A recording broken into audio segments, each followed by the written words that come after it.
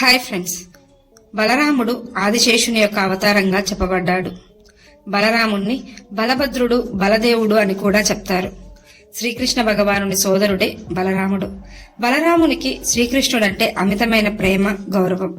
మన హిందూ ఇతిహాసాలలో ఎంతో గొప్ప ఇతిహాసమైన రామాయణంలో రామలక్ష్మణులు ఎలా ఉండేవారో, మహాభారతంలో బలరామకృష్ణులు అలానే ఉండేవారు. బలరాముడు అత్యంత బలవంతుడు. ప్రతి విషయంలోనూ శ్రీకృష్ణుడికి బలరాముడు తోడుగా ఉన్నాడు. బలరాముని కంటే తన భార్య వయసులో పెద్దది. బలరాముడు అంత పెద్ద స్త్రీని ఎందుకు వివాహం చేసుకున్నాడు? వారికి 2 శక్తివంతమైన కుమారులు, 1 కుమార్తె ఉన్నారు. వారు ఎవరు? బలరాముని కుమారులతో యుద్ధానికి దేవతలు సైతం ఎందుకు భయపడ్డారు?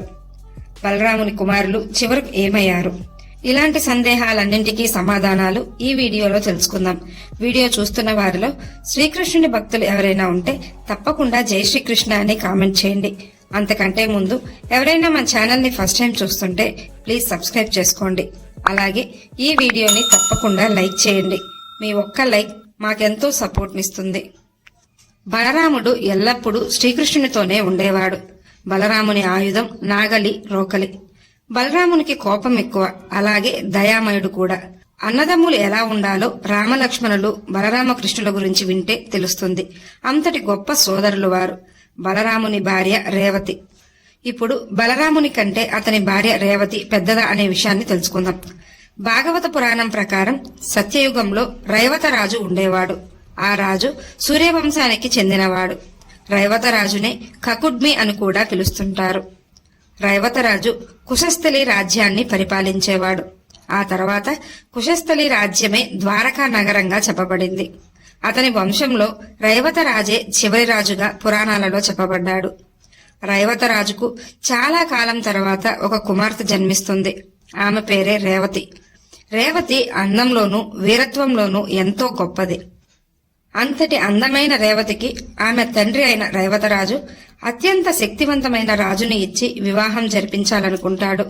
రేవతి కూడా అలాంటి రాజు మాత్రమే కావాలని ఎదురు చూసింది. రైవతరాజు ఎంతో మంది యువరాజులను చూపించినా రేవతికి వారు ఎవ్వరూ నచ్చలేదు.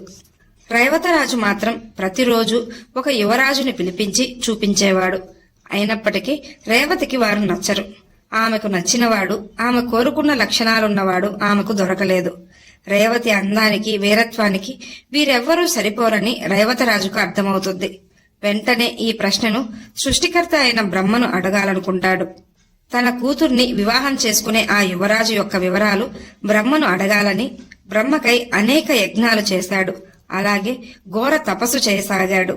దాంతో బ్రహ్మ రైవతరాజు ఎదుట ప్రత్యక్షమై వరం కోరుకోమనగా అందుకు ఆ రైవతరాజు, నేను అలానే నా కూతురైన రేవతి బ్రహ్మ నివాసంలో బ్రహ్మను ఏకాంతంగా కలిసేలా వరం ప్రసాదించమని బ్రహ్మను కోరతాడు.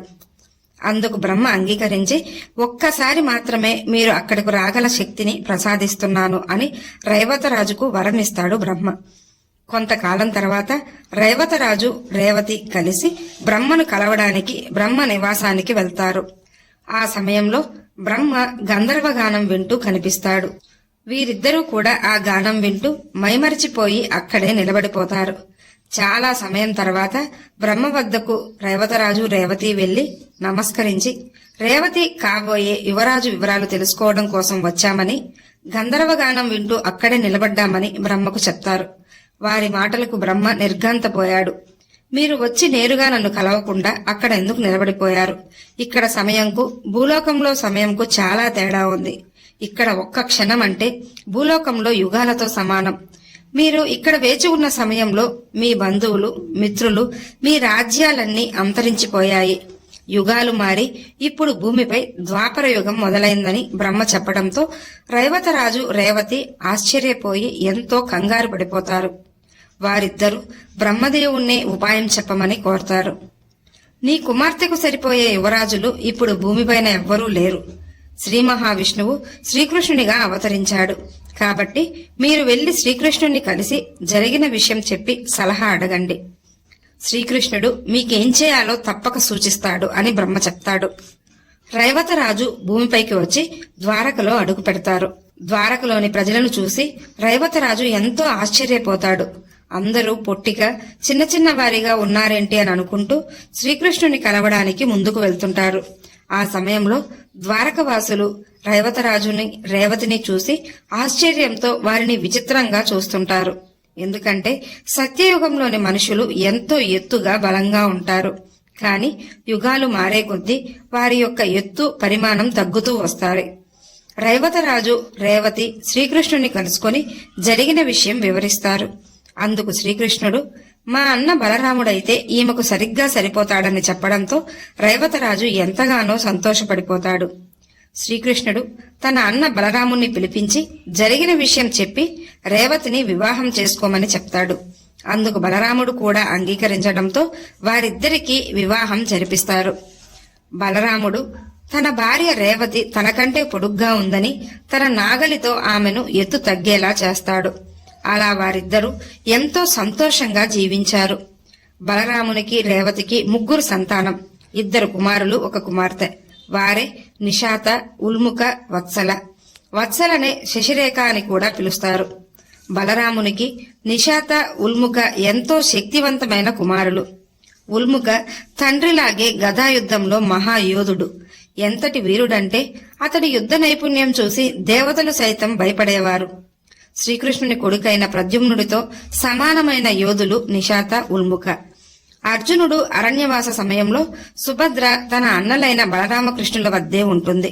సుభద్ర కొడుకైన అభిమన్యుడు నిషాత, ఉల్ముకలతో ఎంతో స్నేహంగా ద్వారకలోనే గడిపారు. ఎన్నో యుద్ధాలలో పాల్గొని శత్రువులను చిత్తు చేశారు బలరాముని కొడుకులు. అంతటి గొప్ప యోధులు నిషాత, ఉల్ముకలు. కురుక్షేత్ర యుద్ధంలో వీరు తటస్థంగా ఉండిపోయారు. ఎందుకంటే వారి తండ్రి బలరాముడు, శ్రీకృష్ణుని కొడుకైన ప్రద్యుమ్నుడు యుద్ధంలో పాల్గొనలేదు. వీరు కూడా వారిలాగే మౌనంగా ఉండిపోయారు. కురుక్షేత్ర యుద్ధంలో గాంధారి తన బిడ్డలందరినీ పోగొట్టుకుని ఎంతో బాధతో అందుకు కారణం శ్రీకృష్ణుడనుకుని నువ్వు నీ యదువంశం నాశనమైపోతుందంటూ శ్రీకృష్ణుణ్ణి శపిస్తుంది. సరిగ్గా కురుక్షేత్ర యుద్ధం ముగిసిన 36 సంవత్సరాలకు తప్పతాగి యాదవులంతా ఒక చోట చేరి ఒకరిని ఒకరు దూషించుకొని చివరకు కొట్టుకుని మరణించారు. అలా మరణించిన వారిలో కృతవర్మ, సాత్యకి, బలరాముని కుమారులైన నిషాత, ఉల్ముకులతో పాటు శ్రీకృష్ణుని కొడుకైన ప్రద్యుమ్నుడు, ఇలా చాలా మంది దాదాపుగా యాదవులు మరణించారు. ఆ తర్వాత శ్రీకృష్ణుడు, బలరాముడు కూడా వారి వారి దేహాలను వదిలేశారు. ఈ వీడియో మీకు నచ్చినట్లయితే లైక్ చేయండి, షేర్ చేయండి, అలాగే సబ్స్క్రైబ్ చేసుకుని పక్కనే ఉన్న బెల్ ఐకాన్ని ఆన్లో ఉంచుకోండి. Thanks for watching. జై శ్రీకృష్ణ.